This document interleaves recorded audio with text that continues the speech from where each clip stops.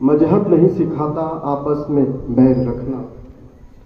हिंदी है हम, हिंदुस्तान हमारा। हिंदी है हम वतन, हिंदुस्तान हमारा।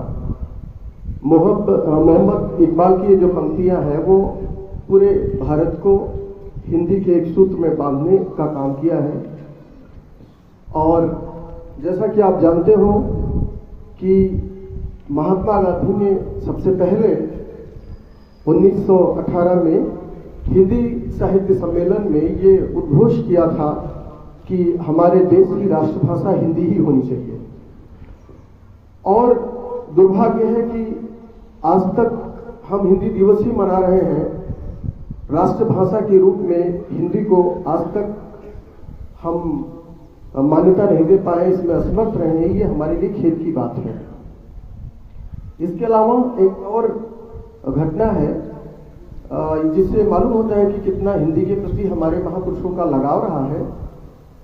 सन 1899 में स्वामी विवेकानंद जो अमेरिका में गए हुए थे, वहाँ लॉस एंजल्स में एक विद्वान ने उनसे पूछा कि स्वामी विवेकानंद से ये प्रश्न किया इंग्लिश में कि how are you Swami Vivekananda. तो स्वामी विवेकानंद ने कहा कि मैं ठीक हूँ। तो वो उसको टूटी फूटी हिंदी आती थी उस अमेरिकन को, तो उसने फिर से अगला सवाल किया। वो समझा कि शायद ये इनको इंग्लिश नहीं आती, तो उसने हिंदी में पूछा कि स्वामी जी हमारा देश कैसा आपको लगा, कैसा आप यहाँ पे महसूस कर रहे हो। तो स्वामी जी ने कहा कि I am feeling good, your country is very beautiful. ये सुनकर के अमेरिकन को बड़ा आश्चर्य हुआ और एक पहेली जैसा जान पड़ा। उसने स्वामी जी से पूछा कि जब मैंने आपसे पूछा, अंग्रेजी में पूछा, इंग्लिश में पूछा, तो आपने मुझे हिंदी में जवाब दिया, और जब मैंने आपसे इंग्लिश में पूछा तो आपने जब मैंने आपसे आपकी भाषा मातृभाषा में पूछा, हिंदी में पूछा, तो आपने जो है मुझे इंग्लिश में जवाब दिया। ऐसा क्यों, आप मुझे बताइए, क्योंकि ये मेरे लिए असूझ पहेली सी है।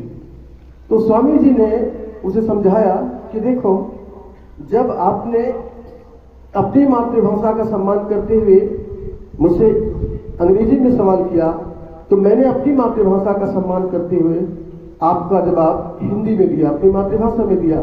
लेकिन जब आपने मेरी मातृभाषा का सम्मान करते हुए हिंदी में प्रश्न पूछा, तो मैंने आपकी मातृभाषा का सम्मान करते हुए अंग्रेजी में जवाब दिया। यानी ये कुछ ऐसी घटना है जो ये हमें प्रेरित करती है, हमें उस शिखर की तरफ ले जाती है जहां पर कि हिंदी एक राष्ट्र भाषा के रूप में विद्यमान नजर आता है। अब यह है कि आज इतने सालों के बाद 125 साल के पहले वो घटना आज हमारे सामने आई, और आज भी हमें ये खेद है कि हम पूरी तरह से अपने राष्ट्रभाषा को, हिंदी को राष्ट्रभाषा के रूप में समर्पित नहीं कर पाए या मान्यता दिला नहीं पाए। ये हमारा बहुत बड़ा दुर्भाग्य रहा। तो आज चूंकि हिंदी दिवस का अवसर है, तो इस अवसर पे मैं आपको ये बता देना चाहता हूँ, कभी कभी छात्र क्लास में भी पूछते हैं कि सर राष्ट्रभाषा क्या है, सर राजभाषा क्या है, मातृभाषा क्या है। तो ये बता दूं कि जिस देश में लोग अधिक से अधिक जिस भाषा में बात करते हैं वो आपका राष्ट्रभाषा हो जाता है।